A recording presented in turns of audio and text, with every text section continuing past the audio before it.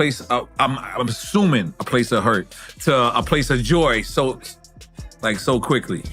I didn't. It just happened, bro. Okay. I didn't plan it. Okay. Or nothing, man. It just happened at a you know what I'm saying, a dark time in my life, to be honest. You know what I mean? Right. You know, I don't got nothing bad to say, man. I wish her the best. Mm-hmm. You know what I mean? But you know, I moved on and man, she came in my life, bro, and just like definitely, man, one of the best things that ever happened to me. That's it.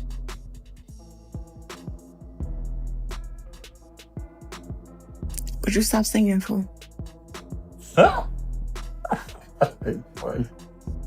Come on. She's bringing me.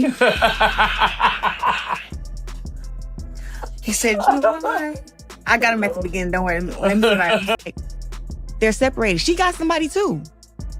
Like, don't act like you're just over here. Like, she's happy. We're happy. Okay, now we have the man of the hour, my man, Papoose. Baby, rate the food 1 through 10. Listen, man, this food is amazing. The way you seasoned it, Okay. it was cooked perfectly. Period. Thank you, man. I need another piece. You okay? Yeah, great job. But what 1 through 10? I already told you it's an 11. Oh, thank you. Okay. Hey, toast it up, boo boo. Oh, I didn't get to throw that away. I ain't been able to drink a mimosa in a little while now. That's why I do just the carry. Did Papoose write these bars? I'm just asking. I gotta ask. First of all, I want to say something, right? Go ahead. Pap writes way better than that. Y'all gotta give him more credit. But still, he's a wordsmith. He's gonna make me say words that I don't even know how to spell. But look, congratulations, Win Records.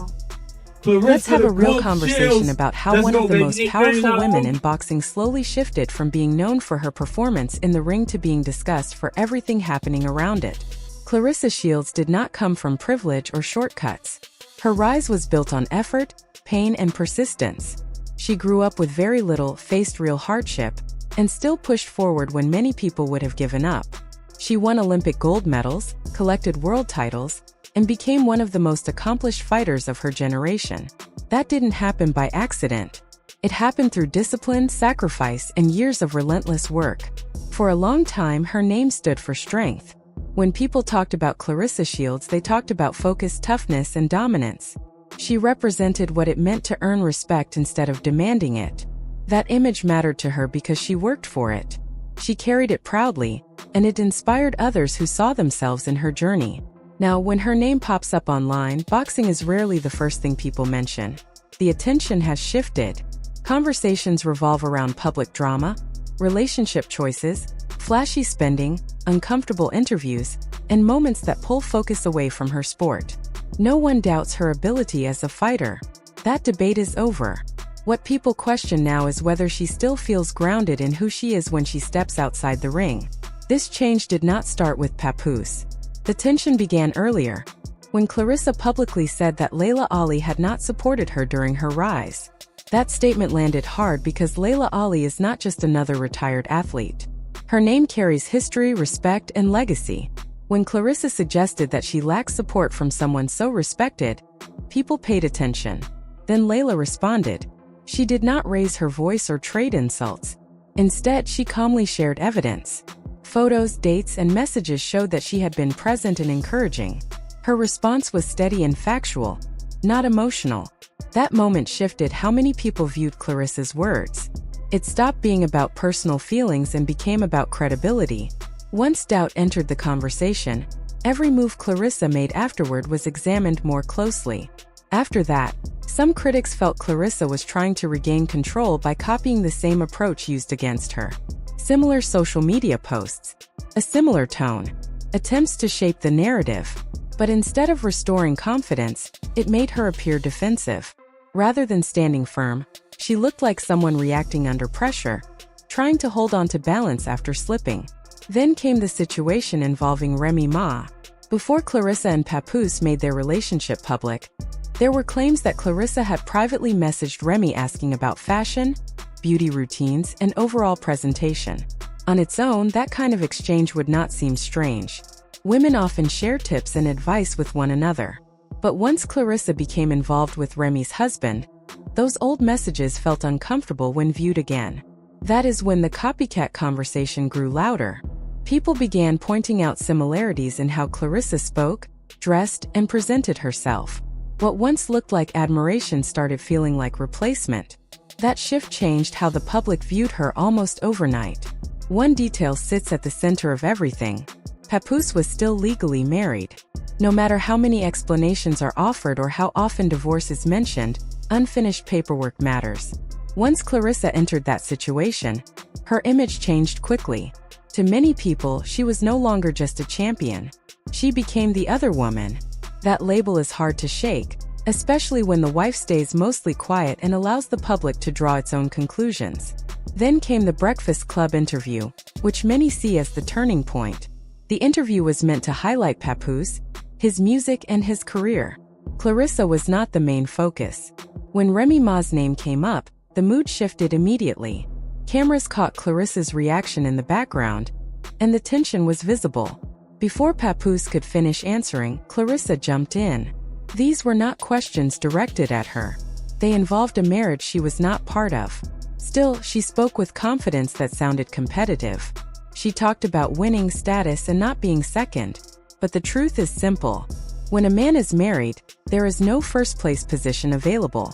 Papoose seemed to realize right away that the moment was going in the wrong direction. He shut it down firmly and redirected the conversation.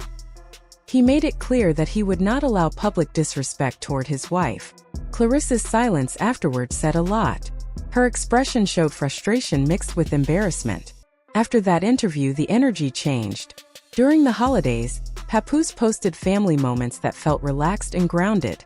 Claressa shared intense workout clips instead, punching bags hard and saying the season did not feel like Christmas.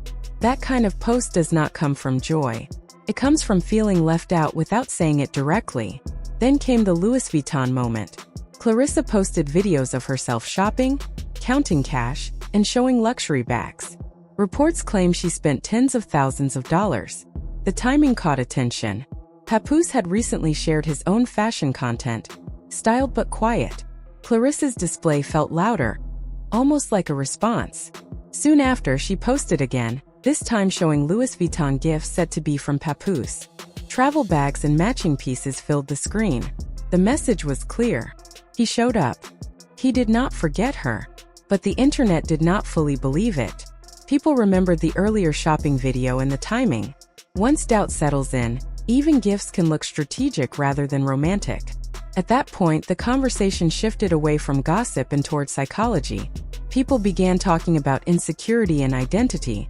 Claressa often speaks about her greatness, repeats her titles, posts mirror videos, praises her own appearance, and responds to nearly every criticism. None of that erases her achievements, but it does raise questions. Truly confident people do not need constant reassurance. Confidence is quiet. It does not require daily reminders or an audience. Anger also started showing more clearly. Claressa challenged people to fight her for money and offered payouts. That energy did not feel calm or centered. It felt bottled up. Fighting has always been her outlet, but the frustration did not seem rooted in boxing. It appeared to come from something deeper. Claressa has spent her life being praised for what she does, not always for who she is. When fighting becomes the only place where someone feels solid, anything that threatens that identity feels dangerous. Relationships can do that, especially unstable ones built on unclear foundations. This is why many people say they do not hate Claressa. They dislike her choices. There is a difference. Her discipline is respected. Her accomplishments are real. What people struggle with is seeing her tear down other women, step into messy situations, and then act shocked when the public reacts.